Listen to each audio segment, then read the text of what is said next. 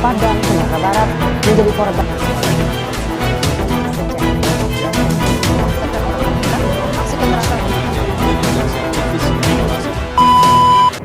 Pemirsa, ada persoalan yang perlu kita kawal bersama. Pada akhir Agustus tahun 2021, Kemendikbudristek mengesahkan Permendikbud nomor 30 tahun 2021. Permendikbud tentang dan penanganan kekerasan seksual di lingkungan perguruan tinggi. Peraturan yang krusial karena saat ini kita menghadapi situasi darurat kekerasan seksual dan sebelumnya Indonesia belum punya aturan yang memadai untuk menangani kekerasan seksual, terutama di lingkungan kampus. Teman-teman, kasus kekerasan seksual di lingkungan pendidikan hingga kini masih sering terjadi. Di lingkungan sekolah, kampus, bahkan di pondok pesantren yang seharusnya menjadi tempat yang aman untuk menempuh pendidikan, kini tak lagi aman dari para predator seksual. Dalam catatan tahunan kasus kekerasan pada perempuan tahun 2023 yang diluncurkan Maret 2024 lalu, Komnas Perempuan mencatat sebanyak 289.111 kasus kekerasan terjadi sepanjang tahun 2023. Seperti peristiwa yang terjadi pada tahun 2022 di mana terdapat 2 siswi SMP di Lampung yang dilecehkan kepala sekolahnya sendiri. Kejadian tersebut terjadi di ruang UKS sekolah dengan alasan akan diperiksa. Bukannya melindungi korban atau mendengar keluh kesah anak didiknya, pelaku justru meminta kedua korban untuk membuka baju mereka. Orang tua korban yang tidak terima terkait percabulan itu mengadukan ke Mapolres Mejusi. Pelaku dikenakan Undang-Undang Perlindungan Anak dengan hukuman 20 tahun penjara. Selain itu, juga terdapat kasus pelecehan seksual 13 santriwati di Bandung. Korban di mana didoktrin untuk melayani permintaan bejat sang pelaku. Anak-anak yang menjadi korban pencabulan ternyata mengurus dirinya sendiri di sebuah rumah yang telah disediakan oleh pengurus tersebut. Guru yang melecehkan santriwati tersebut diduga sudah melakukan setiap tahun dari tahun 2016 hingga 2021. Para santri yang menjadi korban kekerasan seksual rata-rata berusia 13 hingga 16 tahun dengan beberapa diantaranya telah melahirkan bayi dan pelaku diancam hukuman maksimal 15 tahun penjara. Berbagai data telah menunjukkan bahwasanya perempuan dan anak-anak akan lebih rentan mengalami berbagai bentuk kekerasan. Tingginya angka kasus kekerasan terhadap perempuan dan anak-anak patut menjadi perhatian bagi kita bersama. Apalagi, kini ruang publik telah menjadi tempat yang berpotensi untuk terjadinya kasus pelecehan seksual, khususnya di sekolah, kampus, ataupun moda transportasi. Survei yang telah dilakukan oleh Koalisi Ruang Publik Aman atau disingkat dengan KRPA pada tahun 2022 mencatat bahwasanya 3.539 responden perempuan dari 4.236 mengatakan bahwasanya mereka pernah mengalami pelecehan seksual di ruang publik. Khususnya 23% terjadi di transportasi umum.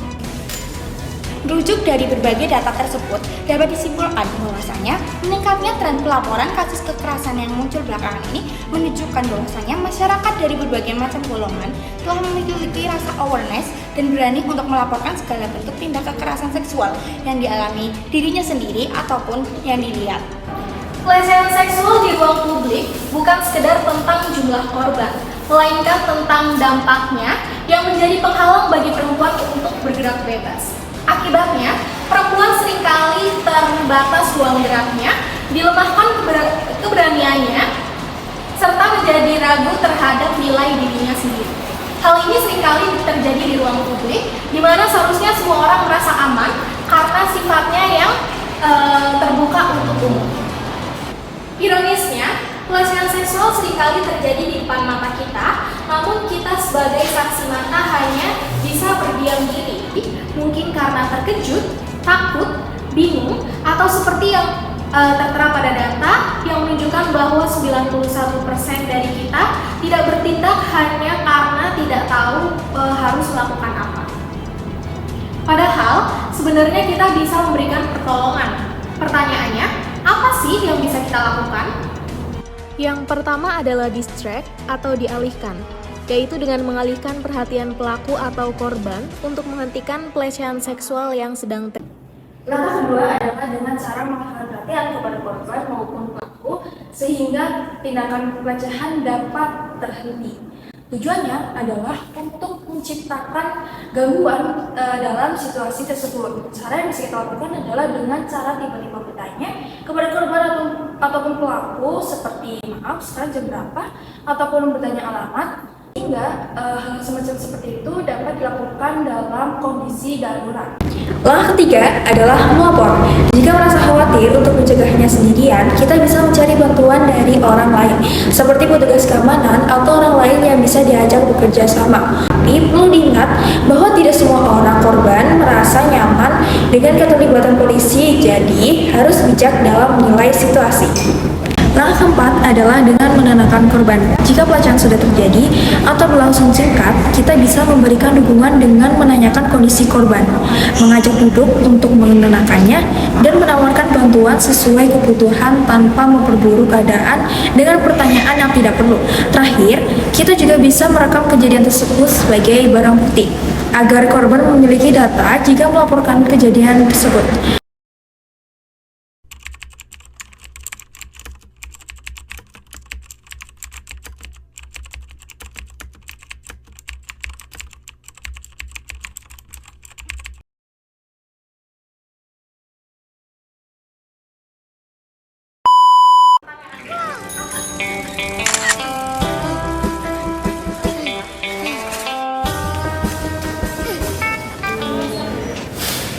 Ya.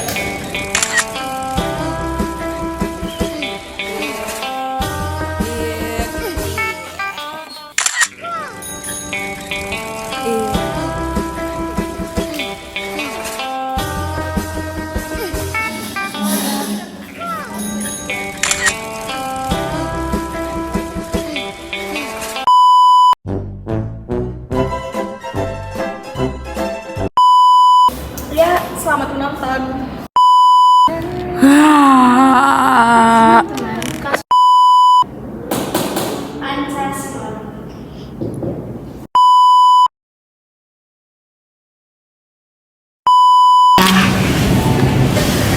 Si Moni apa?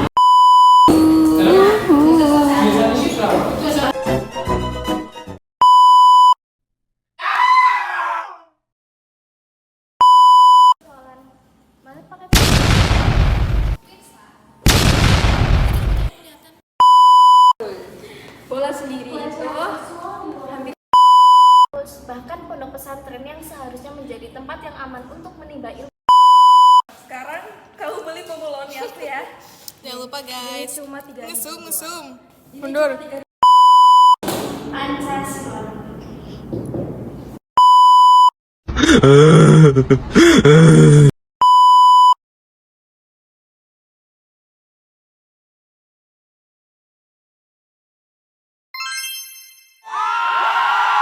You look so pretty and I love this view.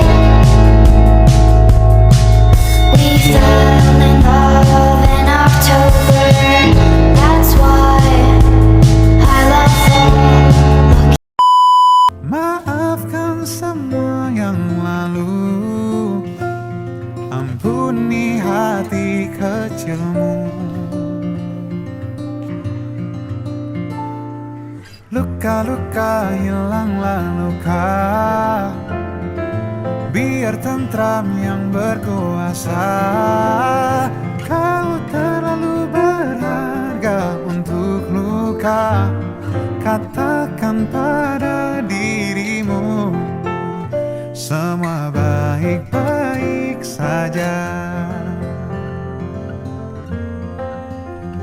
Bisikanlah terima kasih pada diri sendiri.